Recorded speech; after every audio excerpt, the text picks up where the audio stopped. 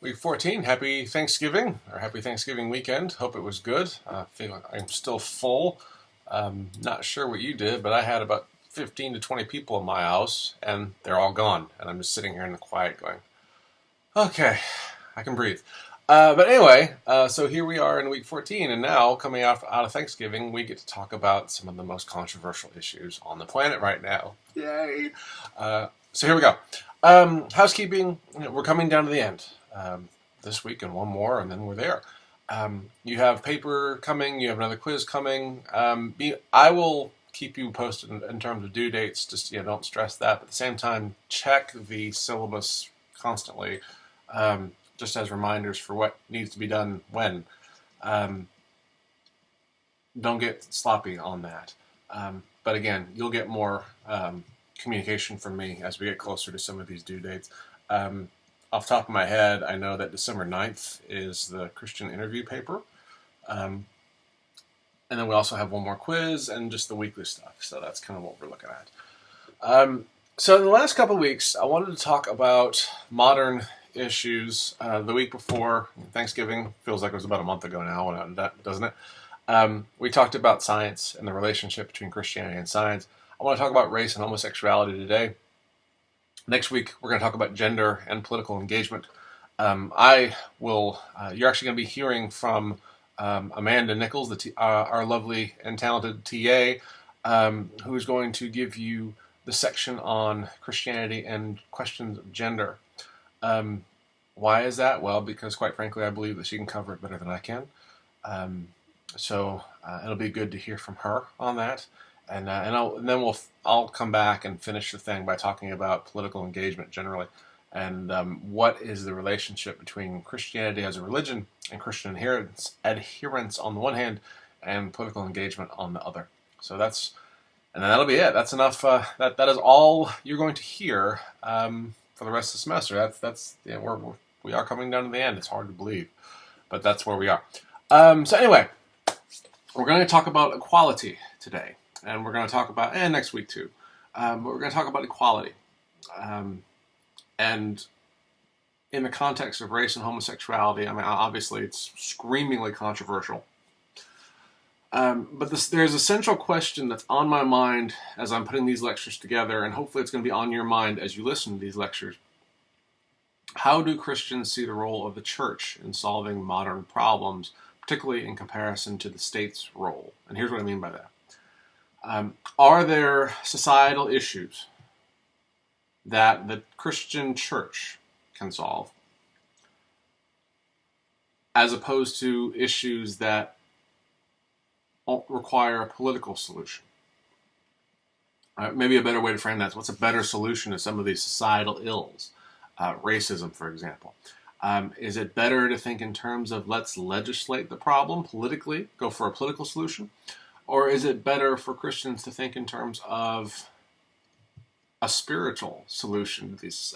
Is that even feasible to talk about a spiritual solution to some of these societal problems?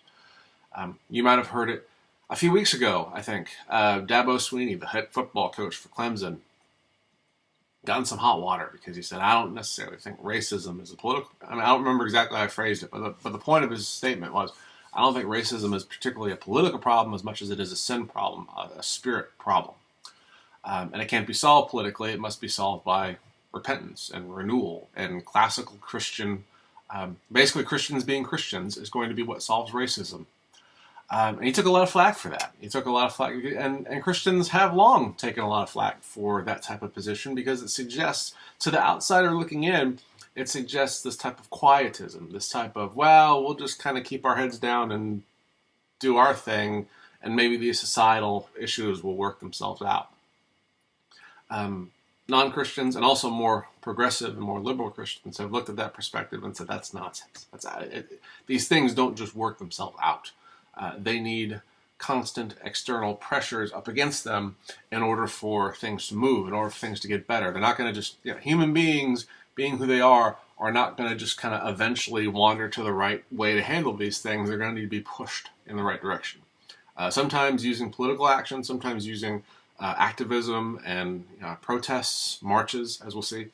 But the point is, it's a different perspective, because the one perspective says, well, if enough people become Christians, or enough people have that type of spiritual connection to God and start living in a different way, then these societal problems are going to correct themselves. Whereas the other school of thought says, no, you need constant, persistent pressure up against these people to coerce them into behaving differently, coerce them into not being racist anymore, not being homophobes anymore. That's the question. What does it look like for Christians? And again, this is the next 2 weeks. What does it look like for Christians to pursue equality? Do they do it spiritually? Is it politically? What does it look like? And we're going to see a variety of different positions on that. So we're going to talk about race first. I'm going to talk about race and the way in which we're going to do it with race and homosexuality as well. The way in which I'm going to try to attack these things is to start with the scriptural text, start with the Bible, the texts that often get quoted in these types of discussions, and then go to what I've asked you to read as kind of a supplement, as an addition to that. So when you talk about race in Scripture, where do you go? I think the first place you go is, honestly, Genesis 1. Genesis 1, the creation story. Humans are the pinnacle, they're the climax of the creation story in Genesis 1, and the text says something very, very interesting. It says when God creates Adam and Eve, when he creates the first humans, it says explicitly that they are created in the image of God, the imago Dei. What does that mean? Well, a lot of different people have come up with a lot of different answers, and there is no one definitive take in terms of what that means. Does it mean that we can reason, that we can solve problems? Does it mean that we have language? Does it mean that we look like God physically in some way? What does that mean? There's been a whole lot of different questions on that, but one thing that's not generally questioned is that human beings are created in a way in which the rest of creation has not been created. Now, there's a whole lot of environmental consequences to that, which I could get into, but I won't. But what it does mean, though, is that this text becomes a foundational text for people who want to talk about human rights from a Christian perspective. Because they point to Genesis 1 and they say, look we're all, because that passage does not discriminate. It does not say white humans. It does not say straight humans. It does not say male humans. All humans are created in the image of God. So people who argue for human rights from a Christian perspective oftentimes will look at that passage and say, there is your foundation for equality. There is your foundation for equal treatment under the law, because there is no qualitative difference amongst human beings. We're all created in God's image. And then in the New Testament, Paul in Galatians chapter 3 says something that basically conveys the same idea. Galatians 3 verses 28 and 29 say, there is neither Jew nor Gentile, neither slave nor free, nor is there male and female, for you are all one in Christ Jesus. If you belong to Christ, then you are Abraham's seed and heirs according to the promise. So again, Jew and Gentile, you cannot overstate how radical this is for a Jew to be saying this. Because, obviously Apostle Paul is an Israelite.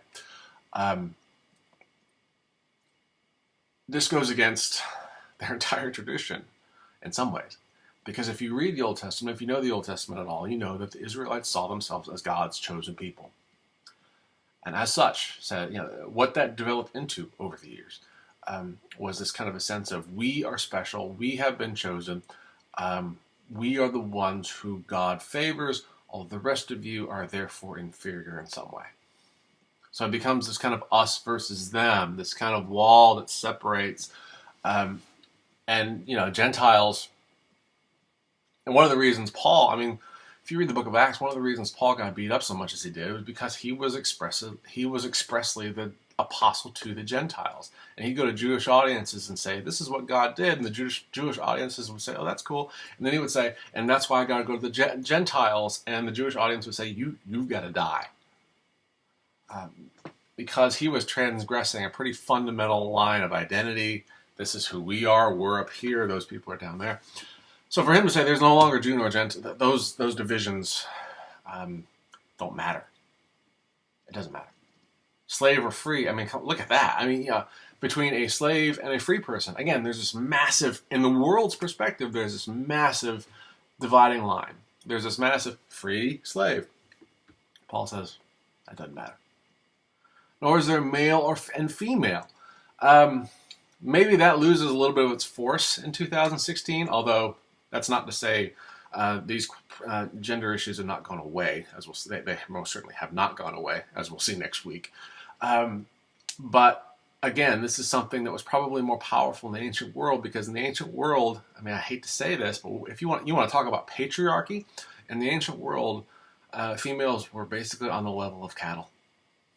And I don't say that for shock value. I say that just as a statement of fact.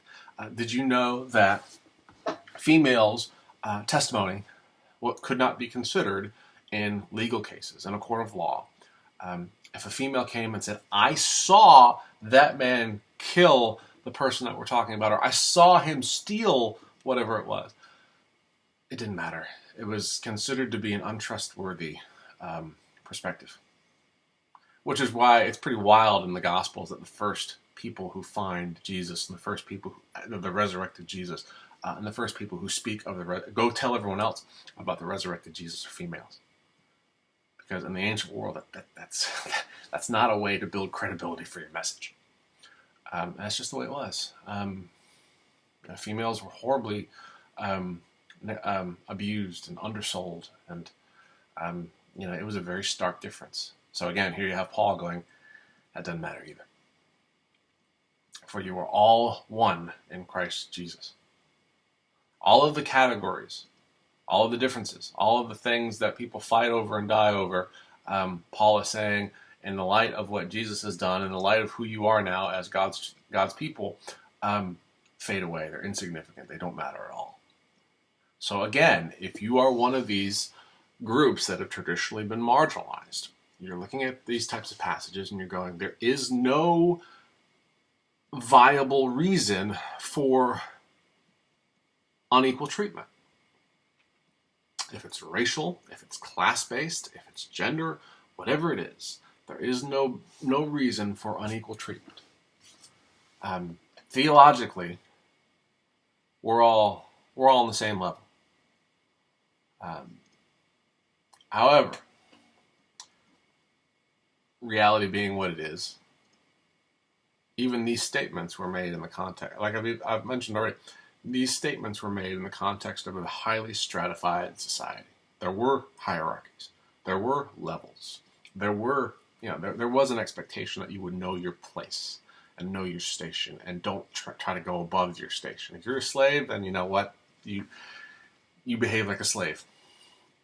If you're a woman, you behave like a woman. And now, I mean, it sounds awful now, doesn't it? I mean, it just grates on your ears to even hear this.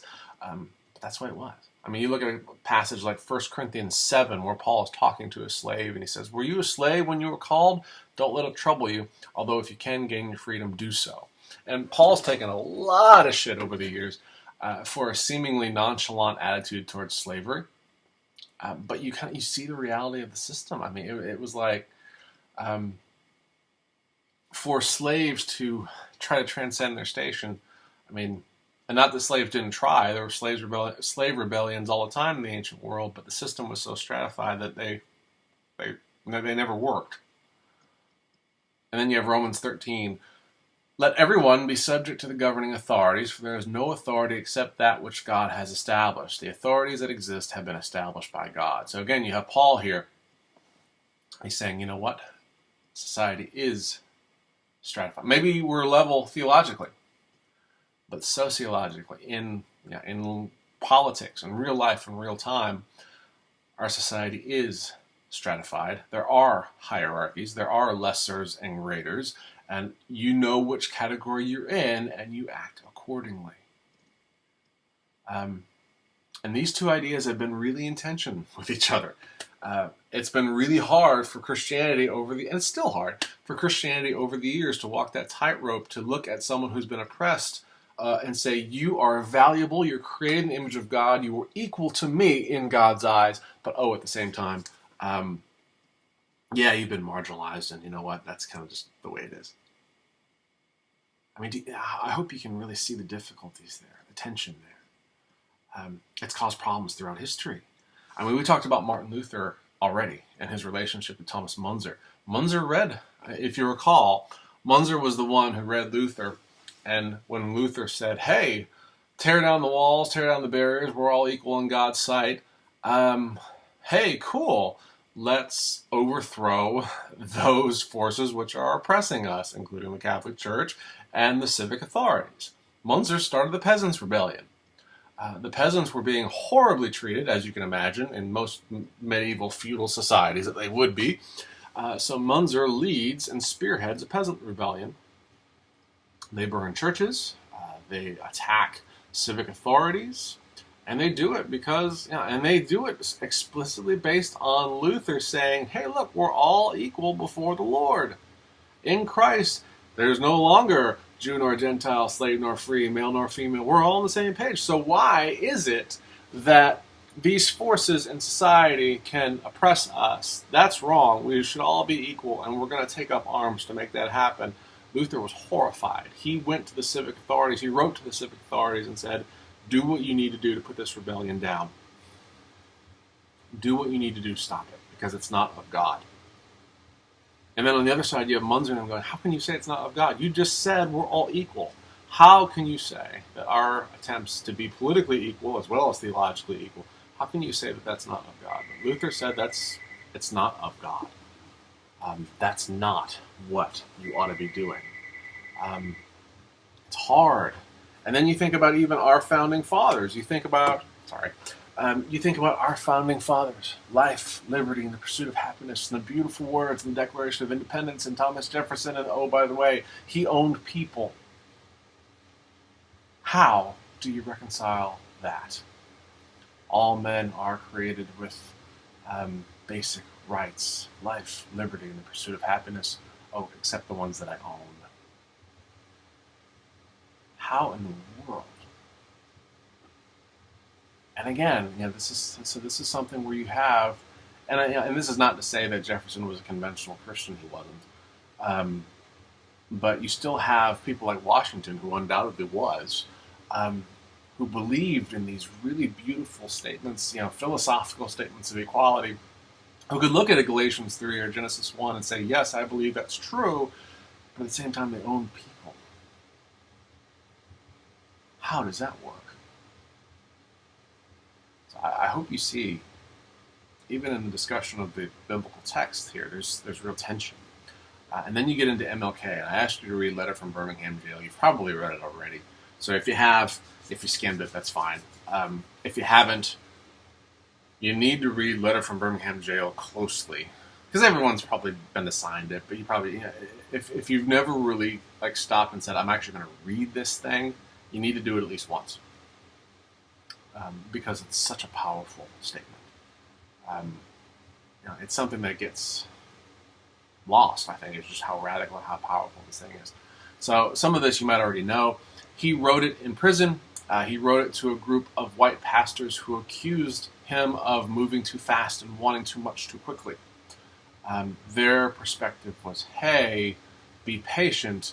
Equality takes time, but it'll happen down the line.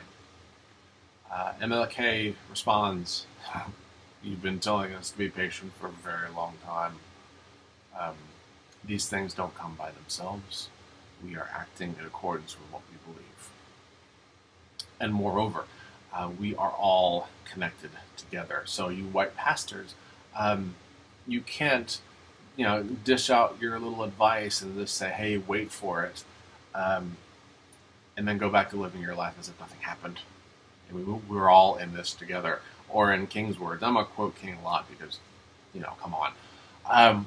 We are caught in an inescapable network of mutuality, tied in a single garment of destiny. Whatever affects one directly affects all indirectly. So again, you can't just live your life pleasant, peaceful, non-oppressed, and look at us and say, yeah, you're getting kind of uppity, you're getting kind of impatient, just wait for it, it's going to come.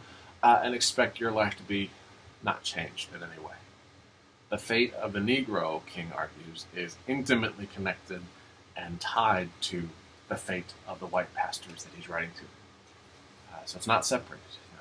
If we're really going to be the brotherhood If we're really going to be the family of God, you white pastors, then that means that all of our faiths are interconnected together. Or maybe put it this way: if you want to use that language of the family of God, God is at the head, God is the father in the scenario, and the family are the siblings. Um, we are siblings with each other under the Father of God. Well, if the Father of God watches his siblings and one of them is blessed and making money and doing well, and the other is being oppressed and denied basic human rights and thrown in prison, what kind of father would look at that situation and go, yeah, everything seems to be good. Everything seems to be okay with that. It wouldn't make any sense. If we're the people of God, we're the people of God together. So there's a sense of interconnectedness. There's this sense of our fates are connected to yours. He goes on to say, look, so you've asked us to be patient. You've said, you know what, I don't like the fact that you're breaking laws. Here's why we're breaking laws. We're breaking laws because there's different types of laws. And Martin Luther King's primary argument is to say that, look, we are breaking laws that are unjust.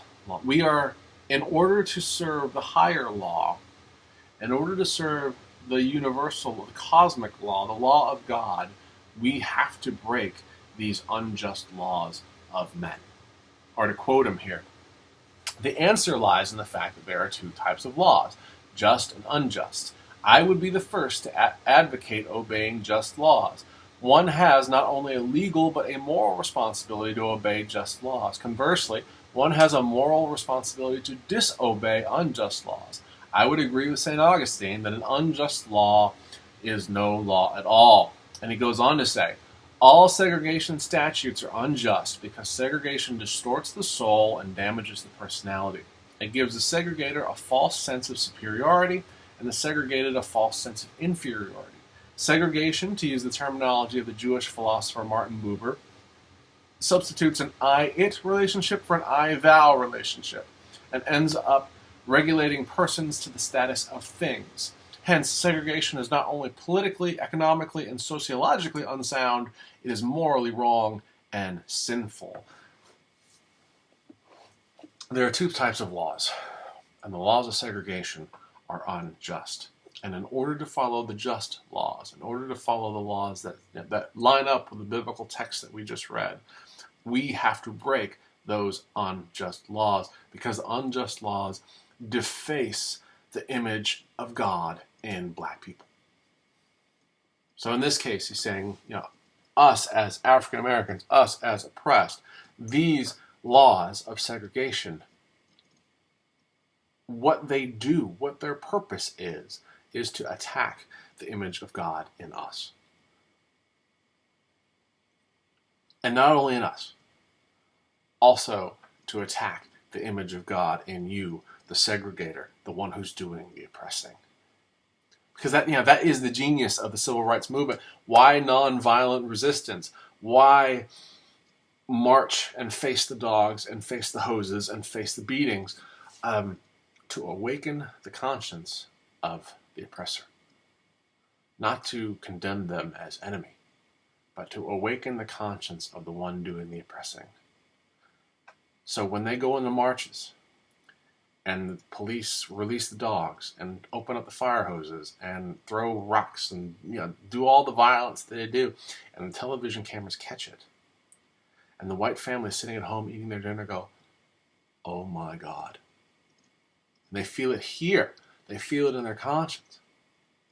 That is what the king was about. He's like, look at this oppression, this legalized segregation, attacks the image of God in black people, but it also attacks the image of God in white people. And what we've got to do is get rid of these laws. Obey the just laws, because the just laws honor the image of God in African Americans, and they also honor the image of God in white people. It's a powerful, obviously, it's a powerful argument. And it's fundamentally rooted in this Christian theology, in this idea of human beings created in the image of God, and in this idea of the higher law. He cites Aquinas. He cites the natural law. We talked about natural law a little bit a few weeks ago. But he cites the natural law as the basis of his appeal for human rights. He's like, look, God created us a certain way. And your earthly laws are trying to eradicate the laws that line up with how God created us, and we can't follow those laws. So we will break them, and we will be thrown in prison, and we will keep fighting until those laws are no more. And this is obviously very powerful. And look at his next move here. Once he lays out that foundation, he's like, he says, look, it's not like the church has never done this. I mean, this is the modus operandi of this is what Christians do historically. I'm quoting him again. Of course, there is nothing new about this kind of civil disobedience. It was evident sublimely in the refusal of Shadrach, Meshach, and Abednego, that's in the book of Daniel, by the way, to obey the laws of Nebuchadnezzar on the ground that a higher moral law was at stake. It was practiced superbly by the early Christians, who were willing to face hungry lions and the excruciating pain of chopping blocks rather than submit to certain unjust laws of the Roman Empire. So we talked about martyrdom already. We talked about people willing to die for their faith and what that meant. King connects the civil rights movement to these early Christians and says, just like they stood up against corrupt rulers and said, sorry, King, we can't do that which we know to be wrong and to contradict the law of God, King says, we're doing the same thing. We are standing for this. We are standing for we are standing for love. We are extremists for love. And this is this is the last thing I'll quote from King, but well, maybe not. But one of the one thing, a famous passage from MLK that I just have to quote. But as I continued to think about the matter, I gradually gained a bit of satisfaction from being considered an extremist. Was not Jesus an extremist in love? Love your enemies, bless them that curse you, pray for them that despitefully use you. Was not Amos an extremist for justice? Let justice roll down like waters, and righteousness like a mighty stream. Was not Paul an extremist for the gospel of Jesus Christ? I bear in my body the marks of the Lord Jesus. Was not Martin Luther an extremist? Here I stand, I can do no other, so help me God. Was not John Bunyan an extremist? I will stay in jail to the end of my days before I make a mockery of my conscience. Was not Abraham Lincoln an extremist? This nation cannot survive half slave and half free. Was not Thomas Jefferson an extremist? We hold these truths to be self-evident, that all men are created equal. So the question is not whether we will be extremists, but what kind of extremists we will be. Will we be extremists for hate, or will we be extremists for love? Will we be extremists for the preservation of injustice, or will we be extremists for the cause of justice? Extremism is the only way, in Martin Luther King's case, to claim the human rights that he just appealed to earlier. We're all equal, but there are laws that are impeding that equality. How do we overcome those laws? We overcome them through direct, forceful, nonviolent extremism. And that takes the form of marches. It takes the form of protests. It takes the form of boycotts. It takes the form of not raising a fist, but at the same time applying social force in the pursuit of change and basing that on explicitly Christian values. I mean, could the civil rights movement have been as successful as it was if MLK wasn't a minister? Personally, I don't think so. Because he was able to tap into these fundamentally Christian ideas that resonated not just with the black church community, but also struck the hearts and the consciences of a great many in the white Christian community as well. Not all, obviously. I mean, there were some Christian pastors who preached for slavery in their pulpits, and that is just a monstrous shame. A black mark on Christianity. But he was able to get to a lot. And he was able to organize a movement that produced real change. Change that would not have just happened had they just sat and waited for it. But it was change that wasn't just political. It was change that wasn't just, hey, let's change some laws. Although that was a fundamental part of it. Changing laws was fundamentally a part of that. And the Civil Rights Act and everything else. But it was a change that went deeper than just laws. It was a change. Where MLK was aiming was not just for legislation, and even not just for cognitive understanding. He was aiming for the conscience. He was aiming for the soul of the individual. And for the most part, he hit it. So you have the central question: what does Christianity contribute to political questions? As a cynic might put it, is it part of the disease or part of the cure? Because as we've already said, there were plenty of white churches who either preached for slavery in their pulpits, or maybe didn't preach for slavery, but certainly didn't do anything to help the civil rights cause. Stood on the sidelines, in MLK's language. How does he put it? I have, in the midst of blatant injustices inflicted upon the Negro, I have watched white churches stand on the sidelines and merely mouth pious irrelevancies and sanctimonious trivialities. In the midst of a mighty struggle to rid our nation of racial and economic injustice, I have heard so many ministers say, those are social issues which the gospel has nothing to do with. And I have watched so many churches commit themselves to a completely otherworldly religion which made a strange distinction between bodies and souls, the sacred and the secular. What is the purpose of Christianity? What is the purpose of the church? Is it to save souls, or is it to try to make the world better? Many fundamentalists, evangelicals, people in the more conservative frame will answer that question saying the primary is to save souls, and if we can do a little good in the meantime, that's just gravy. Liberals and progressives reverse that and say our primary purpose is to try to work for the common good and try to share the love of Christ with all people. But there's a variety of different positions on that spectrum. But it's a valid question. What does because King is looking at these white ministers who are and forget the ones who are preaching slavery. That's an abomination. But looking at the ones who are just maybe getting up in their pulpits and saying they're quoting Galatians 3. They're saying yes, all people are created equal, but they're not organizing any physical social movements in their church to try to bring that to reality. MLK looks at them and says, "You're not doing anything."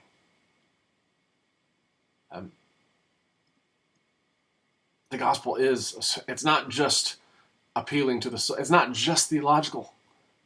It's not just appealing to souls. It also has profound social ramifications. Otherwise, it's not the gospel. So again, you have a different perspective here. But MLK, being the minister that he was, going on a black church, it's rooted in Christian concepts, but it's not merely contained in the theological. It has to make real social difference, or it's not authentic. It's not real. So again, read Letter from Birmingham Jail. It is unbelievable. So now, you're looking at MLK, and everyone says, well, yeah, obviously MLK was on the right path. Obviously, MLK got more right than he got wrong. Obviously, the Civil Rights Act was the Civil Rights Movement was a positive. I don't know anyone who would claim otherwise. What about something that's a little bit more contentious? What about Black Lives Matter? Because Black Lives Matter is not viewed as the Civil Rights Movement is viewed. Civil Rights Movement is viewed as this universal good, obvious good. Black Lives Matter is viewed as good by some, as viewed as malevolent by others, as a social disruptor, and not a force for anything good. So it begs the question, is Black Lives Matter a continuation of Dr. King's work? The article I gave you to read, the author, the interview, Higgins thinks and argues that yes, it is a continuation. There are many other Christians who say no, it's not. They are, they're, and they will counter that by saying, you know what, they're fostering violence against police officers. They're certainly not interested in nonviolent protest. And they will say that's not a continuation of Dr. King's work. They're not they're not appealing to explicitly Christian ideas. But watch what Higgins says, because even though Black Lives Matter is not Christian in the same way that the Civil Rights Movement was, look what Higgins says. She has some very interesting things to say about continuity. She says, we have to confess that the truth of God's image bearers being dignified only by the fact that they bear his image is what's driving Black Lives Matter. Again, they bear his image, the image of God, Genesis 1. Higgins is making the explicit link between Black Lives Matter and Genesis 1. So, this Christian idea. Then she goes on to say, to really affirm that Black lives do matter is to say that we all agree that white lives don't matter more than black lives. If we begin to live that way in our worship space, then it will begin to trickle out outside of them. Again, what is the role of the church in the social problems? Is it enough to talk about the theological causes of racism? Is it enough to talk about sin and its role in fermenting racism? Or do you need to have this theological teaching which spills out into real world and sometimes real world political situations? And we'll talk about the relationship between Christianity and politics next week. Spoiler, it's complicated. But here again, you have this insistence that there's got to be some sort of real life, real time social application of the gospel in order for it to be authentic and to be real. And again, but if you read between the lines of these statements, it goes back to the same biblical text. It goes back to Genesis 1. It goes back to Galatians 3. It goes back to this notion of human equality. The differences of opinion lie in what that human equality looks like, how it manifests itself. But it's fascinating because the same Christian root, if you will, is present in both of these arguments. And the question, and maybe you're thinking, well, if this is true, if these movements are rooted in Christian thought, at least on some level, then how can Christians be against them? And I think the answer has to do with that second part of the equation. I don't think any Christian, or at least any Christian that treats the Bible seriously, is prepared to say that black lives really are qualitatively different than white lives. I don't think any Christian is going to look at the scriptures and be prepared to say that white lives matter more than black lives matter. The question is, how do you pursue that equality in a fallen world, in a sinful world, in a world that really does have stratifications and hierarchies? Do you just bash the hierarchies to the ground? Because if you bash the hierarchies to the ground, then what else are you taking the wrecking ball to? You're taking the wrecking ball to tradition. You're taking the wrecking ball to culture. The law of unintended consequences might come into play. I mean, the latest controversy before the Thanksgiving holiday, there's a controversy because students at the University of Virginia were upset because the president of the university quoted Thomas Jefferson in an email that she sent out to the University of Virginia community. Thomas Jefferson founded the school, was the greatest, if not the greatest, one of the greatest founding fathers. But they objected to her using language from Jefferson. Why? Well, because Jefferson was, a slaveholder. And on the one hand, you can see the argument, but on the other hand, if the University of Virginia says that, you can't cite Thomas Jefferson anymore, it has willingly hacked off a giant slice of its own culture, of its own history, of its own tradition. And some people might say, you know what, it's worth doing. But others have said, no, you are inviting consequences that you cannot even foresee. So again, from a Christian perspective, no one is going to be operating from a perspective of, black lives really do matter less than white lives matter do. But they are going to have pretty profound differences of opinion of how that plays itself out in the quote-unquote real world. So does that make sense? So you have the racial stuff, the racial questions, complicated as all get out. But now we'll move on to something that might be even more complicated. The relationship between Christianity and homosexuality.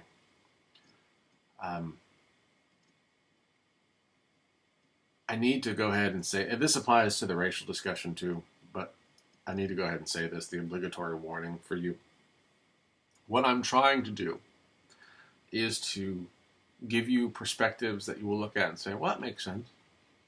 To give you perspectives you'll look at and say, how can anyone think that way? And to give you perspectives that you might say, you know what, I never thought about that, but I'm not sure I agree, but that's an interesting, I respect the take of those who come to that conclusion. I'm looking to give you all three. Now, which of these are going to be, which of these are going to fit each role for you? I have no idea. And again, I don't care. But I want to give you the positions.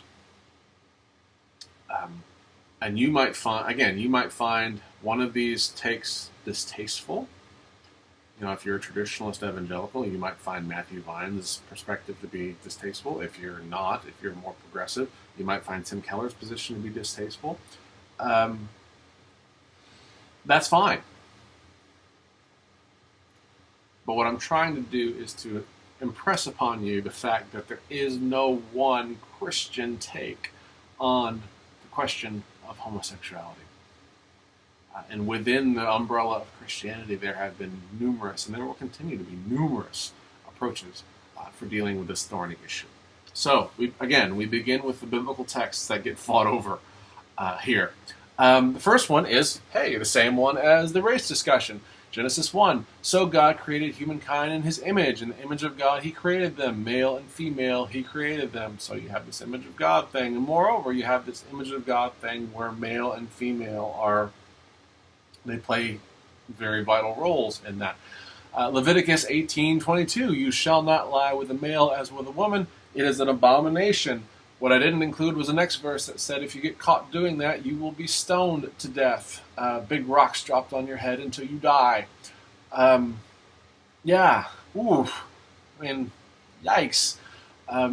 But that was the Israelite law. That shows up in multiple places in the Old Testament. The Jewish people, this was a strident, it just was the way it was.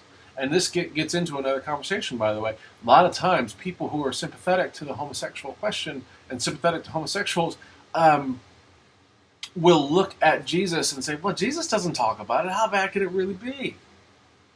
If this thing is such a horrible issue for the church, then why did Jesus not have anything to say about it? And the simple answer to that was that he was primarily operating in a Jewish context. He was operating in a context that was profoundly influenced by the Old Testament. And the Old Testament, this was something that wasn't even questioned. It wasn't an issue it wasn't a live issue in Jesus' context. It had already been settled. It was already decided. And that's why Jesus didn't feel compelled to bring it up. Because say he did say something about homosexuality and say, you know what, it's not a good thing, avoid it. In a Jewish context, the answer would be, yeah, we know that already. Tell us something we don't know. So, just throwing that out there for what it's worth. What does Jesus... Again, Jesus has nothing to say on homosexuality. The closest you can argue is what he did have to say on the question of marriage. And I'm pulling this out of Mark 10, verse 2 through 9. It says, some Pharisees came, and to test him, they asked, is it lawful for a man to divorce his wife? He answered them, what did Moses command you? They said, Moses allowed a man to write a certificate of dismissal and to divorce her. But Jesus said to them, because of your hardness of heart, he wrote this commandment for you. But from the beginning of creation, God made them male and female. For this reason, a man shall leave his father and mother and be joined to his wife, and the two shall become one flesh. So they are no longer two, but one flesh. Therefore, what God has joined together, let no one separate. So again, you have nothing on homosexuality explicitly, but in his conversation on marriage, it's pretty much taken as a given that we're talking about a male and a female. So again, take that for what it's worth, but these are the texts that get fought over, and then you get into the Apostle Paul. Paul does take on the issue of homosexuality explicitly. Why? Again, context plays a role. Jesus is talking to Jews, and this was not a live issue. Paul is talking to the Greco-Roman world, where this very much was a live issue, where homosexuality was accepted as a practice, where you have these relationships. So Paul feels compelled to talk about them. Talks about them in two primary places. Romans 1, verse 26 and 27, which says, for this reason God gave them up to degrading passions. Their women exchanged natural intercourse for unnatural, and in the same way also the men, giving up natural intercourse with women, were consumed with passion for one another. Men committed shameless acts with men and received in their own persons the due penalty for their error.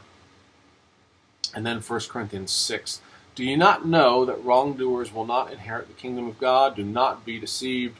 Fornicators, idolaters, adulterers, male prostitutes, sodomites, thieves, the greedy, drunkards, revilers, robbers. None of these will inherit the kingdom of God. Point of interest in verse 9, what this translation, which I believe is the NRSV, translates male prostitutes and sodomites. If you look at the Greek that Paul originally wrote this in, the connotations of each of those terms, male prostitutes, the connotation of the Greek terminology that was used there is hard, whereas the connotation of the word that's translated sodomites here is soft. I'm trying to put this in a way that is delicate enough, but while still getting my point across. I'm struggling for how to do it. But basically, this is a controversial text that's been translated in a lot of different ways. But a traditionalist rendering of this passage is to say that both members in the homosexual relationship are implicated here. The pitcher and the catcher, and that's as deep as I'm going to go. But this is a verse that's been up for a lot, as we'll see. There's a lot of arguments, a lot of debates on how these terms are to be translated appropriately to get to what Paul actually meant. Romans 1 is a lot less ambiguous. Romans 1 is, there is a natural order of things, and men with men and women with women defy that natural order. So it's almost like a natural law type of discussion, type of argument. But these are the texts that get fought over. So how do modern-day Christians, how do they place themselves in accordance with these texts? There's the traditionalist position, which, it's funny. With all the movement that gay marriage has had, even in the last decade, it's easy to forget that over the first 2,000 years of the Christian church, this was hardly even questioned. This traditionalist position was overwhelmingly the standard. It's just in the last... Again, really just in the last few decades that we've had the movement. The quickness of the movement has been astonishing. But again, this is a relatively recent development. The traditionalist position goes back a long ways, and it's really pretty simple. The Bible forbids all same-sex relationships. I gave you a piece by Tim Keller. Keller is a pastor of Redeemer Presbyterian Church in New York City. He's kind of a figurehead intellectual, not figurehead's not the word, he's a leading intellectual of the evangelical movement. He is someone that evangelicals look at and say, that is one of the theologians that we follow. So what does he say? He says, the verses in Leviticus are basically obvious, but they don't have direct bearing on Christians today. But because Paul picks up the thread of Leviticus and continues that line of thought, because Paul in Romans 1 and 1 Corinthians 6, at least in traditionalist understanding, is affirming these Old Testament prohibitions. Because he's done that, we can't just dismiss these prohibitions as obsolete, as, on the level of, hey, don't... Because that's one of the common arguments. People look at Leviticus and say, okay, that's what the ancient Israelites believed. But there's also verses in that same chapter that talk about, don't boil a goat in its mother's milk. Or don't, don't make a shirt with two different types of material. All of these weird ceremonial laws that don't really have any bearing on our moral life. The provisions against homosexuality are like that. Keller says, no, they're not, because Paul picked them up and continued them and affirmed them in the New Testament. So we can't just dismiss these as obsolete. He says that, Keller argues that those who push for same-sex relationships are basically doing the same thing with those who push for a dismantling of all institutional norms. So again, you have this discussion of equality versus traditional norms, and Keller says, look at the people who want same-sex marriage, the people who want to argue that same-sex relationships are no different than heterosexual relationships. They're taking a wrecking ball to the institution of marriage. They're taking a wrecking ball to the cultures that have developed based on this institution of marriage in the name of personal autonomy, in the name of personal freedom, in the name of I can do what I want. And Keller warns against this. He says, from a societal perspective, this is foolhardy. This is dangerous. We are knocking down much more than, the bonds of oppression. We're knocking down that which holds us together as a society. And again, if you support same-sex relationships, you might think that is the most extreme bullshit you've ever heard in your life. But this is the traditional position. He argues that, and quoting him here, male and female have unique, non-interchangeable glories. They each see and do things that the other cannot. Sex was created by God to be a way to mingle these strengths and glories within a lifelong covenant of marriage. Homosexuality does not honor the need for this rich diversity of perspective and gendered humanity in sexual relationships. Same-sex relationships not only cannot provide this for each spouse, they can't provide children with a deep connection of each half of humanity through a parent of each gender. Yeah, he went there.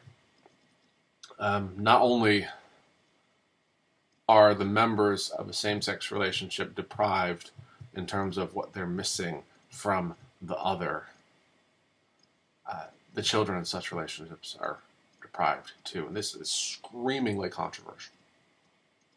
But this is, again, by and large, this is the traditionalist argument. The traditionalist argument says God created male and female and families that come from this foundation of male and female. So when you go male, male, or female, female, you are missing fundamental pieces. And the family cannot be what it was meant to be. Sexuality cannot be what it was meant to be. Society cannot be what it was meant to be without these relationships being according to the way in which they were designed to be operating. There is, and he doesn't use the language, but he's basically, there is a natural law. Males are designed to operate a certain way. Females are designed to operate a certain way. And when you override that, you get into trouble. And that's the traditionalist argument. Matthew Vines, and the readings that I gave you, answers. And he's not alone. Rachel Held Evans, Douglas Wilson, there's a whole lot of other biblical folks who take this position on and say, this isn't lie. Not only does this not fly in 2016, it's not what God wants. This type of oppressive, hierarchical, you're asking us to live our life based on obsolete norms that cause pain. They argue for committed, monogamous, same-sex relationships and same-sex families. I mean, this isn't like, hey, go have sex with just anyone. Matthew Vines, Rachel Held Evans, and the Christians who are arguing for same-sex marriage are not saying all bets are off. They're saying there is a place for committed, monogamous, same-sex relationships. How do they do this? How do they make this argument? Well, they speak at length about the pain and suffering brought on by oppression and discrimination. Basically, their point is, your correct theology has devastated lives. How can that be what God wants? Quoting Rachel Held Evans here, she says, if same-sex relationships are really sinful, then why do they so often produce good fruit? Loving families, open homes, self-sacrifice, commitment, faithfulness, joy. And if conservative Christians are really right in their response to same-sex relationships, then why does that response often produce bad fruit, secrets, shame, depression, loneliness, broken families, and fear?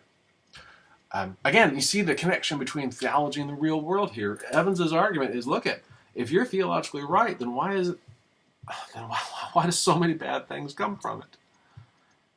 But if we're theologically right, and you see committed homosexual relationships that model what a relationship is supposed to be, then maybe that means our theology is right too.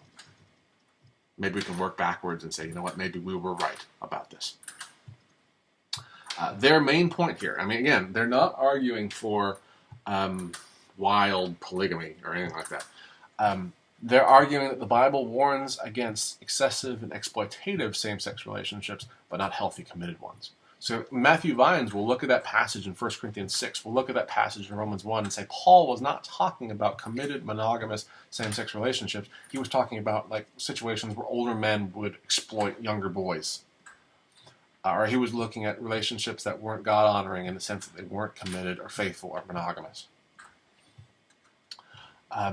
Quoting him here, he says, "My point here is not that Paul was anything other than negative towards same-sex relationships, but that lifelong monogamous same-sex marriages today are substantially different from the lustful same-sex behavior Paul had in view in Romans 1.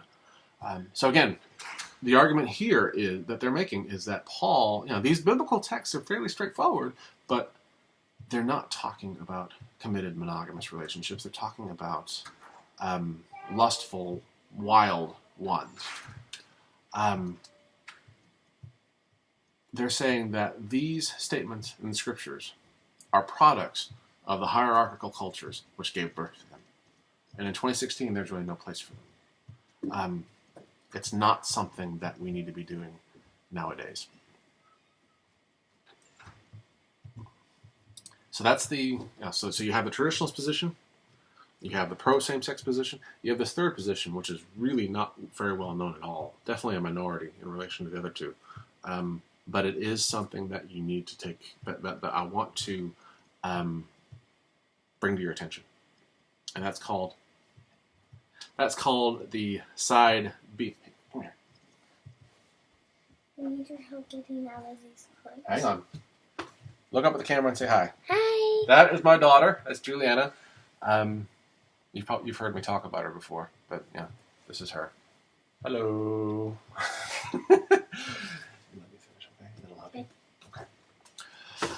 The third position is known as side B, and I gave you an article to read, which is basically an introduction to side B. So what is this? Side B. Well, you have the traditionalist position. You have Matthew Vines, Rachel Held Evans' position, which is kind of a side A, the pro same-sex marriage position. But then you have side B, which is this kind of middle range position. Side B Christians affirm and accept that same-sex attraction exists. Many of them are willing to call themselves gay or homosexual. They note that what the traditionalist asks the same-sex person to do, maintain celibacy outside of the web of friendships and relationships in the church body, is impossible. They say, you are asking us to uphold an impossible standard. And you're not giving us the tools that we need to do it. But yet, they ultimately argue that same-sex marriage and same-sex attraction, same-sex relationships miss the mark of God's designs for marriage and bodies. It's not what marriage and sexuality could be. So you see where they are. They are affirming in some ways. They're affirming, they are highly critical of the traditionalist position, but at the same time, they're not willing to come all the way to Matthew Vines and Rachel Held Evans and say there's nothing wrong with committed same-sex relationships. It's a hell of a position to be in. And the article I asked you to read really brings out the tension in the life that they experience. I'll give you some quotes here. Side B, gay Christians are, by definition, committed to remaining celibate, while those on side A can date and marry. LGBTQ people on side A also tend to fit reasonably well inside the secular LGBTQ community. B-siders, on the other hand, can be a pretty isolated lot. While they may have friends who are secular and devout, gay, straight, and bi, they remain on the fringes in both the Christian and LGBTQ world. So, you have this middle position, this outsider fringe position, if you will. They kind of have a foot in each world because they are gay and they see themselves as gay and they identify as gay. But at the same time, they say that can't manifest itself in practice, and we are called and committed to really to refrain from all sexual activity. We're called to be celibate. And the secular gay community looks at that and says that's self-hatred, it's self-loathing, that's crazy. But the traditionalist community often looks at it and says, no, you're claiming to be gay. Gay is sinful all the way across the board. They're kind of outliers in each of the communities they find themselves in. But a main focus of side B, and I can refer, if you're interested to learn more, I can give you resources. But a main focus of side B Christianity is to say, we don't believe that celibacy equals loneliness, and conversely, we don't believe that marriage automatically equals emotional intimacy. That there are different ways to be intimate with other people that have nothing to do with sex. They talk about friendship. They talk about communities of friendship. They talk about what the church is supposed to be as a community of people who can really be that source of intimate friendship relationships. Again, that have nothing to do with sex. There's a point of agreement between the secular LGBTQ community and side B Christians, is that by and large the record of traditional Christian communities in terms of homophobia, in terms of how they treat gay people, has been abysmal. And I agree with that too. The traditional Christian community the position would be stronger if history wasn't so littered with traditionalist Christians really being awful people to the LGBTQ community. And they say, and I think they say rightly, that it undermines the position of the traditionalists. But again, side B Christians, they deal with issues like friendship. Quoting the author here, they tackle issues like, how are people who remain unpartnered to fill their human need for intimacy and connection? How can we foster community and connection in a modern world that grows ever more alienating and complex? Why has friendship become so devalued? And whoever said that true intimacy could only be found in the context of a romantic relationship anyway? These are the types of questions that side B Christians have to offer. And they're important questions. They're good questions. But they're doing it from a context of really being outsiders in each of the worlds they inhabit, which is not an easy place to be at all. What are the issues at play here? So you have the three positions here. Again, I don't care where you land personally. No offense, but I could not care less.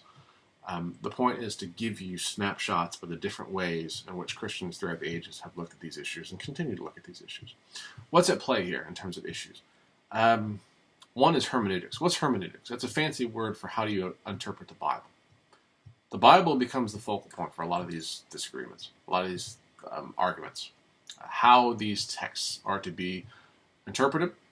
Are they interpreted as being normative in 2016, or are they cultural artifacts of a bygone era? Just how seriously are we to take Paul's messages, Leviticus' messages, these passages? So that's a big question. What role does the Bible play in these questions? Another one is the idea of limits. What do I mean by limits? I've mentioned the natural law several times. The natural law presupposes limits. You were created in a certain way, so you need to behave in a certain way. And much of the discussion in these debates defies that way of thinking. I mean, think about transgender. Think about gender dysphoria and transgender questions. Transgender individuals believe that, even though biologically they might be one thing, when it comes to their soul, when it comes to their spirit, when it comes to who they really believe themselves to be, they are something else. And that the biological must be transcended in order for them to find who they really are. And the traditional natural law position says that's ridiculous. You were created in a certain way. You need to behave in accordance with the ways in which you were created. So again, profound philosophical difference there. Loneliness, a huge issue. And how do these communities deal with that issue? The church and the church's record is another issue that comes up a lot. Practice versus identity. Because the side B Christians are the most clear example of this, because they identify as gay, but at the same time they don't manifest that in practice. And there's a real division between how you identify and how you practice, what you actually do. And it gets back to that old question: is that you might have heard this quote before? Hate the sin, love the sinner. The question becomes: is that truly possible? Particularly in light of the fact that the church has generally done quite poorly in its treatment of gay people. So there's a lot of different issues at play. A lot of different ways to deal with these issues. And a lot of different Christians through the years have addressed them in radically different ways, and that's the reason why we have a lot of disagreements that we have, even within the church. I mean, again, I'm leaving the secular community out of it. I'm just focusing on how Christians have argued over this issue and the different positions that have come up. The one I've tried to stay off of my own soapbox here. Again, I really don't care where you land on this issue, and I really hope that you don't care where I land on this issue. So I've tried to stay off the soapbox. But one thing I will say, going forward, if we don't learn, and by we, I mean Christians, but also just larger the world in general, if we don't learn how to disagree well, if we don't learn how to look at someone else and say, I can't even comprehend that viewpoint, but I will try to understand where you're coming from, and I'll try to respect where you're coming from. On all sides of the spectrum, if we can't get to that point, we're done. I mean, I just don't see any way back from that. Because obviously, this is not news to you, but we live in a world where that's an increasingly rare skill. But if we could recover that, then maybe we could see movement on some of these issues. Okay, I've talked a lot. Holler if you have any questions. Next week, you'll hear from Amanda on gender issues, and you'll hear from me on Christians and political engagement. And wow, that'll be it. As we come down to the end of the semester, I'm going to say this one more time. If I don't hear from you, that means I assume that everything's great and you have no problems at all. So if that's not true, please let me know how I can help you. And I will do the best I can. Amanda will do the best she can. And we will make sure that we finish this semester strong. Okay? So until then, I will see you next week.